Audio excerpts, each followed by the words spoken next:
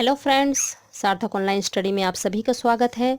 आज हम हिंदी ग्रामर पढ़ेंगे और हिंदी ग्रामर में जो आज का हमारा टॉपिक है वो है वर्णमाला टॉपिक। वर्णमाला टॉपिक पढ़ाने से पहले मैं आप सभी को ये बता देना चाहती हूँ कि वर्णमाला टॉपिक एक ऐसा टॉपिक है, हिंदी ग्रामर में एक ऐसा टॉपिक है जिससे हर कॉम्पिटिटिव एग्ज़ाम में 2-3 नंबर के प्रश्न पूछ ही लिए जाते हैं।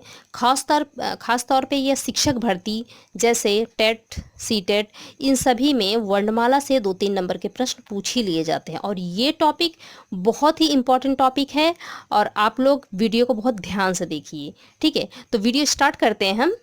वर्णमाला टॉपिक में सबसे पहले हमारा जो आता है वो आता है वर्ण। वर्ण की परिभाषा देखते हैं। वर्ण किसे कहते हैं? यह वर्ण की परिभाषा है, भाषा की सबसे छोटी इकाई को, भाषा की सबसे छोटी इकाई को हम ध्वनि कहते हैं। ध्वनि को हम वर्ण भी कह सकते हैं या हम इसे अक्षर भी कह सकते हैं। क्या है इसकी परिभाषा? एक बार फिर से देखते हैं। भाषा की सबसे छोटी इकाई, भाषा की सबसे छोटी इकाई क्या है? जैसे एग्जाम्पल ले लेते हैं, जैसे है अक्षर, यहीं पे देख लेते हैं। जैसे अक्षर, अक्षर में जो हमारा अ वाला है ये हमारा वर्ण है। श जो है हमारा अक्षर, श जो हमारा है ये भी एक वर्ण है या ध्वनि या अक्षर है। और र जो हमारा है ये भी हमारा एक वर्ण है। अक्षर, अक्षर, तो ये सब पूरे तीनों जो हमारे हैं ये वर्ण कहलाते हैं। उदाहरण के लिए देख लेते हैं, क, च, प, र, ल, म आदि, ये सब हमारे जो हैं वर्ण या अक्षर या ध्वनि हैं। हम कोई, जैसे हम अपने मुख से बोल रहे क, तो किस चीज़ की ध्वनि निकल रही है? क की ध्वनि निकल रही है, च की ध्वनि निकल रही है। तो ये सब हमारे जो हैं वर्ण, अक्षर या ध्वनि कहलाते हैं। ठीक है, तो नेक्स्ट हम देखते हैं वर्णमाला। वर्णमाला की परिभाषा देखते हैं। वर्णमाला किसे कहते हैं? वर्णों या अक्षरों के व्यवस्थित क्रम को हम क्या कहते हैं? वर्णमाला कहते हैं। व्यवस्थित क्रम, किसके व्यवस्थित क्रम? वर्णों या अक्षरों के व्यवस्थित क्रम को हम वर्णमाला कहते हैं। उदाहरण ले देखते हैं, क, ख, ग, घ, ङ, च, छ, ज, झ, ञ, ट, ठ, ड, ढ, ण, त, थ, द, ध, न। तो ये सब जो हमारे वर्ण अक्षर हैं, वर्ण या अक्षर हैं, इसे व्यवस्थित क्रम में दिया हुआ है। ये सब क्या है? व्यवस्थित क्रम में है, तो इसे ही हम क्या कहेंगे? वर्णमाला। मतलब वर्णों या अक्षरों के व्यवस्थित क्रम, मतलब ये जो पूरे वर्ण या अक्षर दिए हुए हैं पूरे, ये देखिए आप यहाँ से व्यवस्थित क्रम में दिए हुए हैं। मतलब क के बाद ख, ख के बाद ग, घ, ङ, तो ऐसे क्या है, ये सब व्यवस्थित क्रम में दिए हुए हैं। ठीक है, तो नेक्स्ट हम देखते हैं, हिंदी में वर्णों की संख्या कितनी है? टोटल 52। हिंदी में कितने वर्ण होते हैं? 52। कौन कौन से होते हैं? हिंदी में वर्णों की संख्या 52 होती है और इसे हम कितने भागों में बांटते हैं? 2 भागों में। 2 भाग हमारे कौन कौन से हैं? पहला हमारा जो है स्वर और दूसरा हमारा व्यंजन। मतलब ये है कि स्वर प्लस व्यंजन को अगर मिला दिया जाए, स्वर और व्यंजन को अगर पूरा टोटल कर दिया जाए तो 52 वर्ण होते हैं हमारे हिंदी में। ठीक है, कितने वर्ण होते हैं? 52। ठीक है, तो नेक्स्ट हम देखते हैं, पहला हमारा जो है स्वर। स्वर की परिभाषा देखते हैं, क्या है?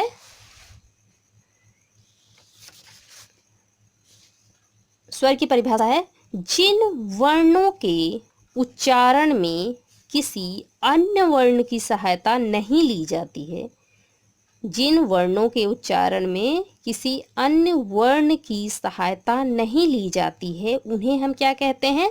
स्वर कहते हैं। क्या कहते हैं? स्वर। एग्जाम्पल के लिए देखते हैं, जैसे आ, ई, ये जो एग्जाम्पल है, जैसे हम बोल रहे हैं अ के साथ अ ही आ रहा है, आ के साथ बोलने पे आ ही निकल रहा है लास्ट में, ई के साथ ई ही निकल रहा है और ई के साथ ई ही निकल रहा है। जैसे अब हम क व्यंजन में देख लेते हैं, जैसे क बोलने पर क के साथ अ आ रहा है, तो ये हमारा क्या है? व्यंजन है। लेकिन अ बोलने पे अ ही लास्ट में आ रहा है, तो ये क्या हमारा है? स्वर है। ठीक है, क्या है? स्वर। तो नेक्स्ट हम देखते हैं हिंदी में स्वरों की टोटल संख्या कितनी है। आप सभी को पता होगा हिंदी में वर्णों की जो टोटल संख्या है वो है 11 है। ठीक है, कौन कौन से हैं देख लेते हैं। आ, ई, उ, री, ए, ओ, औ। तो ये सब हमारे टोटल 11 स्वर हिंदी में हैं। कितने स्वर हैं हमारे हिंदी में? 11 स्वर हैं। ठीक है, तो नेक्स्ट हम देखते हैं नोट में एक चीज आप लोग ध्यान दीजिएगा। इसमें क्या है, अंग और अह दो ऐसे आयोग वाह है। अंग हमारा जो है अनुस्वार, हमारा विसर्ग है। दो हमारे ऐसे आयोग वाह है जिसे स्वरों की संख्या में शामिल नहीं किया जाता है या स्वरों की संख्या में काउंट नहीं किया जाता है। मतलब ये 11 स्वर है लेकिन 11 स्वरों में ये दो हमारे आयोग वाह को शामिल नहीं किया जाता है, इसे स्वर नहीं माना जाता है। ठीक है, अंग अनुस्वार होता है, हमारा विसर्ग होता है और ये आयोग वाह है। ठीक है, तो नेक्स्ट हम देखते हैं इन 11 स्वरों को भी हम कितने भागों में बांटते हैं? 3 भागों में। कितने भागों में बांटते हैं हम 11 स्वरों को? 3 भागों में। देखते हैं कौन कौन से हैं। पहला हमारा है ह्रस्व स्वर या मूल स्वर। ह्रस्व स्वर या मूल स्वर की परिभाषा को देखते हैं हम। ह्रस्व स्वर को बोलने में कम समय लगता है, इन्हें हम ह्रस्व स्वर कहते हैं। ह्रस्व स्वर को बोलने में हमें कम समय लगता है, इन्हें हम ह्रस्व स्वर कहते हैं। देखते हैं कितने प्रकार के ह्रस्व स्वर होते हैं। ह्रस्व स्वर 4 प्रकार के होते हैं। कितने प्रकार के ह्रस्व स्वर होते हैं? 4 प्रकार के। कौन कौन से होते हैं देखते हैं। अ, ई, उ, री। अ, ई, उ, री, ये हमारी क्या है? ह्रस्व स्वर या मूल स्वर है। मैं आप लोगों को एक बात बता देना चाहती हूँ कि ह्रस्व स्वर और मूल स्वर दोनों एक ही चीज़ होता है, इसमें आप लोग कंफ्यूज मत होइएगा। किसी किसी बच्चे को पता भी होगा और किसी किसी को नहीं भी पता होगा, तो आप लोगों को मैं बता देना चाहती हूँ कि ध्यान देने योग्य बात है ये कि ह्रस्व से कभी कभी एग्जाम में दे दिया जाता है कि मूल स्वर कितने प्रकार के होते हैं या मूल स्वर कौन कौन से होते हैं, तो हम कंफ्यूज हो जाते हैं क्योंकि हमें ह्रस्व स्वर ही पता है कितने प्रकार के होते हैं या कौन कौन से होते हैं। तो मूल स्वर ह्रस्व स्वर दोनों एक ही चीज़ होता है, आप लोग कन्फ्यूज मत होइएगा। अ, ई, उ, री हमारे 4 प्रकार के ह्रस्व स्वर या मूल स्वर होते हैं। ह्रस्व स्वर को मूल स्वर भी कहते हैं, जैसा कि मैं आपको ऊपर बता चुकी हूँ। ठीक है, नेक्स्ट हम देखते हैं क्या है हमारा दीर्घ स्वर। क्या है हमारा दीर्घ स्वर? दीर्घ स्वर की परिभाषा क्या है देखते हैं। दीर्घ स्वर को बोलने में 2 मात्राओं का समय लगता है या अधिक समय लगता है। दीर्घ स्वर को बोलने में क्या होता है? 2 मात्राओं का समय लगता है या अधिक समय लगता है। वहीं हमने ह्रस्व स्वर में देखा कि ह्रस्व स्वर को या मूल स्वर को बोलने में कम समय लगता है, लेकिन दीर्घ स्वर जो हमारे हैं उसमें हमें ज़्यादा टाइम लगता है बोलने में। देखते हैं कौन कौन से हमारे दीर्घ स्वर हैं। दीर्घ स्वर 3 प्रकार के होते हैं। कौन कौन से हैं? आ, ई, उ। कौन कौन से हैं? आ, ई, उ हमारे 3 प्रकार के दीर्घ स्वर होते हैं। ठीक है, नेक्स्ट हम देखते हैं हाँ संयुक्त स्वर। तीसरा हमारा क्या है? संयुक्त स्वर। संयुक्त स्वर किसे कहते हैं देखते हैं। संयुक्त स्वर 2 स्वरों के मेल से बनता है।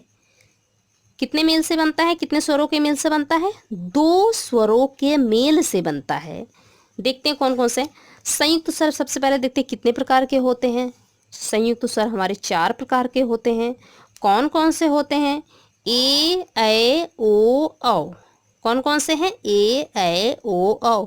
अब ये 2 स्वरों के मेल से बना हुआ है। अ प्लस ई हमारा 2 स्वर है। अ एक स्वर हो गया, ई हमारा एक स्वर हो गया। अ प्लस ई से क्या बना है? ए। अ प्लस ई से बना है ए। आ प्लस उ से बना है ओ। अ प्लस ओ से बना है औ। तो ये सब हमारे क्या है? 2 ऐसे स्वर हैं जिसके मेल से हमारा ये एक संयुक्त स्वर बना हुआ है। ठीक है, ए, ऐ, ओ, औ हमारे ये 4 प्रकार के संयुक्त स्वर है। ठीक है, तो नेक्स्ट हम देखते हैं व्यंजन। पहला हमने पढ़ा स्वर, दूसरा हमारा क्या है? व्यंजन। तो व्यंजन की परिभाषा देखते हैं क्या है। जिन वर्णों के उच्चारण में स्वरों की सहायता ली जाती है उन्हें व्यंजन कहते हैं। जिन वर्णों के उच्चारण में स्वरों की सहायता ली जाती है उन्हें हम व्यंजन कहते हैं। जैसे क है, तो क बोलने पर हमारा क्या है, एक स्वर निकल रहा है हमारे मुख से, क अ। क बोलने पे क प्लस अ का स्वर निकल रहा है। च बोलने पे च व्यंजन प्लस अ का स्वर निकल रहा है, मतलब क अ लास्ट में निकल रहा है, च अ। तो ये क्या है, हमारा व्यंजन। ठीक है, आई होप कि आप सभी को समझ में आ रहा होगा। क एक बार और समझा देती हूँ। क बोलने पर अ स्वर निकल रहा है, लेकिन हमारी वही क्या, स्वर में क्या था, स्वर में अ बोलने पर अ का ही उच्चारण हो रहा था, अ ही लास्ट में निकल रहा था, तो उसे स्वर कहते हैं। लेकिन व्यंजन में क बोलने पर अ लास्ट में निकल रहा है, क अ का स्वर आ रहा है। ठीक है, तो मतलब इसमें है स्वरों की सहायता ली जा रही है, लेकिन वहीं स्वर में क्या था, स्वर अन्य वर्णों की सहायता नहीं ली जाती थी। ठीक है, तो नेक्स्ट हम देखते हैं हिंदी वर्णमाला में कुल व्यंजनों की जो संख्या है टोटल कितनी है, 41। हिंदी वर्णमाला में कुल व्यंजनों की संख्या कितनी है, 41। मूल व्यंजन कितने हैं, 33। कितने हैं, 33। अब इन व्यंजनों को 3 श्रेणियों में बांटा गया है। सॉरी, इन व्यंजनों को 3 श्रेणियों में बांटा गया है। पहला हमारा देखते हैं स्पर्श व्यंजन। स्पर्श व्यंजन कितने होते हैं, 25 होते हैं। कौन कौन से होते हैं स्पर्श, जैसा कि आप लोग इसकी शब्द से ही समझ में आपको आ रहा होगा, स्पर्श, स्पर्श करते हुए ये व्यंजन जाएंगे। स्पर्श व्यंजन 25 होते हैं हमारे। ये सारे हमारे मतलब हमारे मुख के किसी भी पार्ट से होके गुजरेगा, ये स्पर्श करते हुए उच्चारण होगा, तो इसे हम स्पर्श व्यंजन कहते हैं। पहला देखते हैं क वर्ग में क्या क्या आता है, क ख ग घ ङ। च वर्ग में च छ ज झ ञ। ट वर्ग में ट ठ ड ढ ण। त वर्ग में त थ द ध न। प वर्ग में प फ ब भ म। तो ये क्या है, हमारे पूरे स्पर्श व्यंजन हैं। टोटल कितने स्पर्श व्यंजन होते हैं, 25 होते हैं। ठीक है, ध्यान दीजिएगा आप लोग। नेक्स्ट हमारा क्या है, ऊष्म व्यंजन। ऊष्म व्यंजन हमारे कितने प्रकार के होते हैं, सबसे पहले ये जान लेते हैं। 4 प्रकार के होते हैं। ऊष्म व्यंजन कितने प्रकार के होते हैं, 4 प्रकार के होते हैं। श तालव्य श, एक श जो हमारा है तालव्य वाला होता है। एक स जो हमारा होता है मूर्धन्य वाला श होता है। एक स जो होता है दंतव्य वाला, और लास्ट में हमारा ह। तो ये टोटल जो हमारे हैं 4, ये हमारे क्या कहलाते हैं, ऊष्म व्यंजन। क्या कहलाते हैं, ऊष्म व्यंजन। ठीक है, तो नेक्स्ट हम देखते हैं हमारा अंत्यस्थ व्यंजन है। क्या है, अंत्यस्थ व्यंजन भी हमारे 4 प्रकार के होते हैं। और कौन कौन से होते हैं, य र ल व। कौन कौन से होते हैं, य र ल व। ये हमारे 4 अंतस्थ व्यंजन होते हैं। ठीक है, नोट में आप लोग एक चीज़ और ध्यान दीजिएगा। मूल व्यंजन स्पर्श व्यंजन 25 प्लस ऊष्म व्यंजन 4 प्लस अंतस्थ व्यंजन 4, इन सब तीनों को मिला के 33 मूल व्यंजन होते हैं।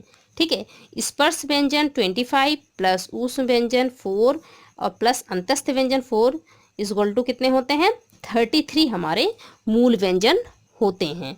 ठीक है, तो नेक्स्ट हम देखते हैं संयुक्त व्यंजन। क्या है, हमारे संयुक्त व्यंजन कितने होते हैं, वो भी 4 प्रकार के ही होते हैं।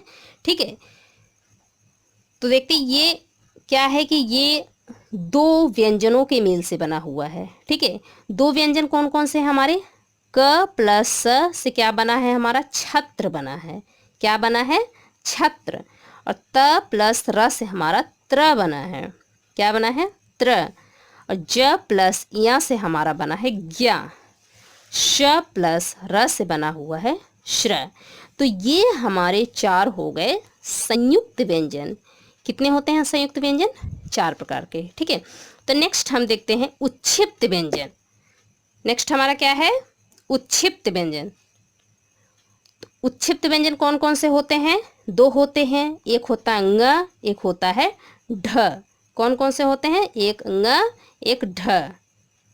ठीक है, तो उच्छिप्त व्यंजन हमारे 2 प्रकार से हैं। ये भी एग्जाम में कई बार पूछ लिए गए हैं क्वेश्चन। ठीक है, तो ध्यान दीजिएगा आप लोग।